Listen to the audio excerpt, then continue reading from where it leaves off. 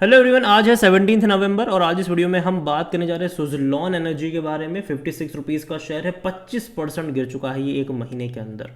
हालांकि पिछले trading session में 5% का अपर सर्किट लगाया ज़रूर था और ऐसी तेज़ी बीच बीच में भी इसने दिखाई थी। एक आध दिन अगर आप देखो तो 67 से 70 पे गया था, फिर वापस गिरना शुरू हो गया, फिर वापस 2 दिन तेज़ी दिखाई, फिर वापस लगातार गिरता रहा। अब पिछले ट्रेडिंग सेशन में तेज़ी आई ज़रूर है, 5% की अपर सर्किट ही लगा था ये। और बात करना बनता भी है कि अभी इस कंपनी को लेकर क्या खबरें चल रही है, 2-3 खबर आई ज़रूर है इसके बारे में। सब कुछ हम डिस्कस करेंगे यहाँ पर। लेकिन उससे पहले अगर आपने अभी तक चैनल को सब्सक्राइब नहीं किया है तो प्लीज़ अभी इसे सब्सक्राइब कर लीजिए, क्योंकि आगे भी बहुत सारे वीडियोज़ हैं जो आपको काफ़ी ज़्यादा हेल्प करेंगे। तो 56 रुपीज़ का शेयर, 25% का फॉल एक महीने में। और अगर आप देखोगे तो एक साल में अभी भी हालांकि 35% का ग्रोथ ज़रूर है। अगर आप लोअर लेवल 35 रुपये से देखोगे तो भैया इसने बेहतरीन तेज़ी दिखाई दी। 85 रुपीज़ पे गया था ये। ऑलमोस्ट इसने 140-150% का ग्रोथ दिखाया था।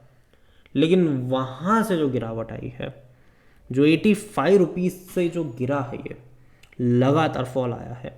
बीच में अगर कोशिश भी करी है तो भी गिरा है। हालांकि फंडामेंटली इंप्रूवमेंट आया ज़रूर था, तभी तेज़ी हमें देखने को मिली थी। लेकिन पिछला कुछ टाइम बाजार के लिए उतना अच्छा नहीं रहा। शुरुआती दौर में एक प्रॉफिट टेकिंग कह लो वो देखने को मिली।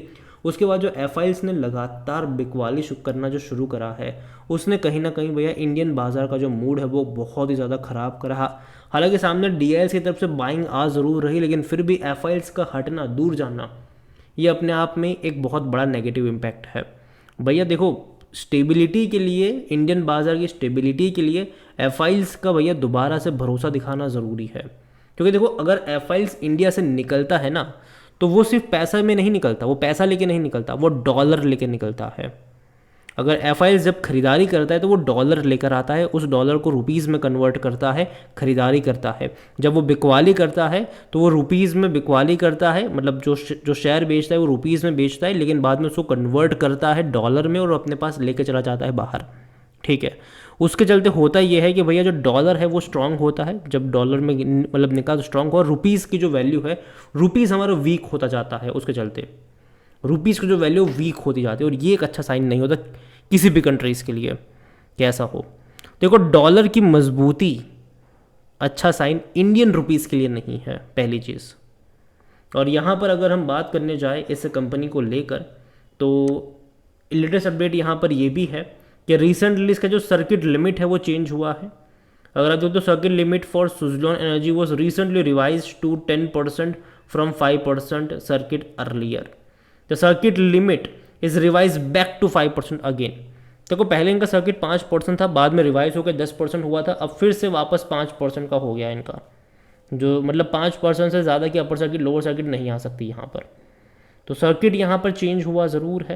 हालांकि पिछले क्वार्टर के जो नंबर भी इसके निकल कर आए थे वो उतने खास अट्रैक्टिव नंबर नहीं थे।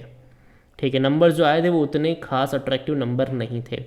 सुज़लॉन को लेकर अगर आप देखो तो इनका रेवेन्यू कहाँ से आता है, उसमें भी एक बहुत इंटरेस्टिंग चीज़ है।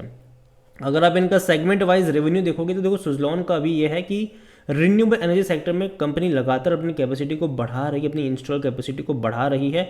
अगर आप इनकी boosting and install capacity of over 47 giga watts के ranking fourth globally. The government aims to achieve 140 gigawatts by 2030 as a part of the commitment to reach 500 gigawatt renewable energy capacity underscoring the role of the sustainable development। तो यहाँ पर अगर आप देखो तो Indian wind energy sector जो है वो धीरे धीरे रिन्यूएबल की तरफ ज़्यादा जा रहा है, और ऐसे में डेफिनेटली जो कंपनीज इस सेक्टर में उनको फ़ायदा होगा। लेकिन अगर आप यहाँ पर सुज़लॉन का परफॉर्मेंस वाइज अगर आप देख रहे हो, रेवेन्यू स्प्लिट अगर आप देखोगे यहाँ पर, तो हाल फिलहाल में जो टोटल सेगमेंट रेवेन्यू इनका जो रहा वो तकरीबन 2090 करोड़ के आसपास का रहा, जो कि 1% का इंक्रीज़ रहा फ्रॉम, अगर आप इससे पहले से कंपेयर करते हो तो। ठीक है।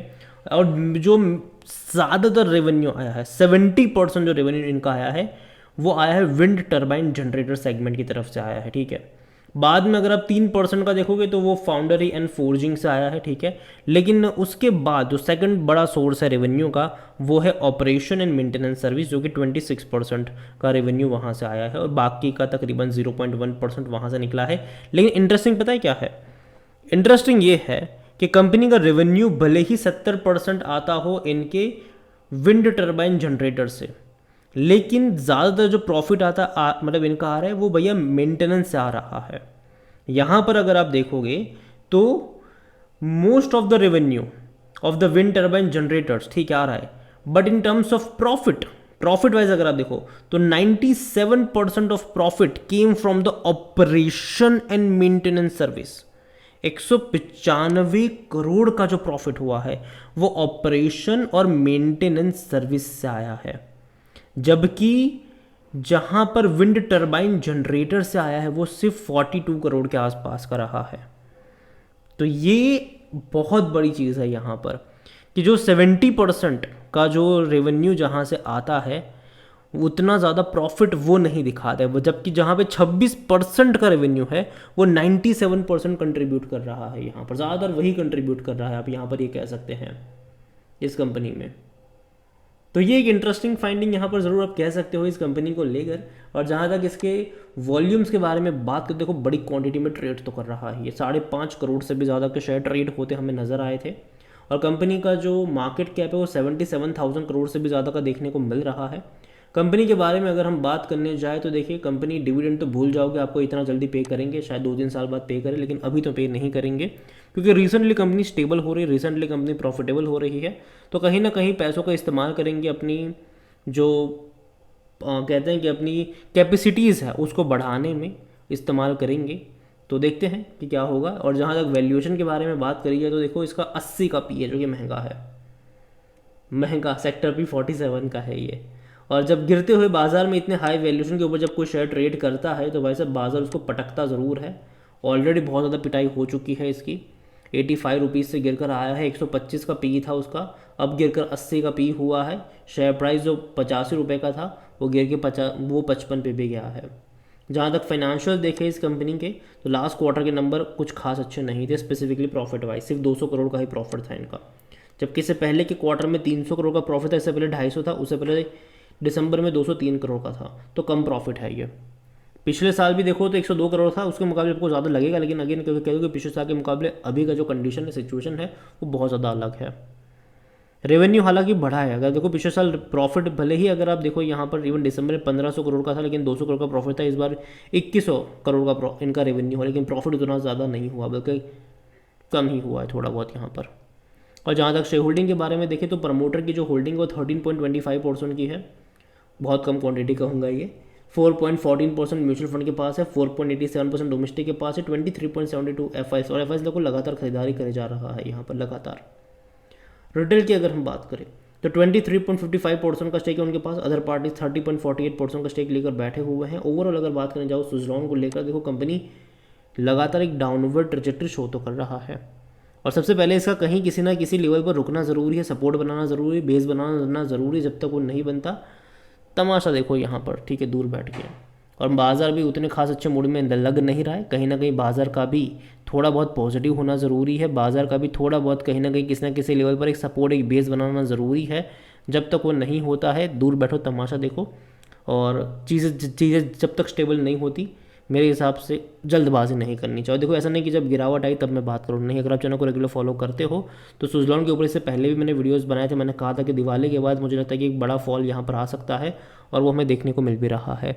तो जब तक स्टेबिलिटी ना आए, जब तक चीज़ें बेहतर ना हो, तब तक थोड़ा सा डिस्टेंस बना के रखो। लॉन्ग टर्म के लिए देखो मैं मानता हूँ कि इंडियन बाज़ार बहुत ही बेहतर है, कोई शक नहीं है इंडियन बाज़ार में, लेकिन शॉर्ट टर्म के लिए थोड़े बहुत अप्स एंड डाउन से ये गुजरेगा ज़रूर। अगेन देखो ये मेरा पर्सनल ओपिनियन है, कोई भी इन्वेस्टमेंट एडवाइस नहीं है। ये वीडियो को यहीं पे एंड करता हूँ, पसंद आया हो तो लाइक करो, शेयर करें, चैनल पर अगर पहले बार तो प्लीज़ सब्सक्राइब करें।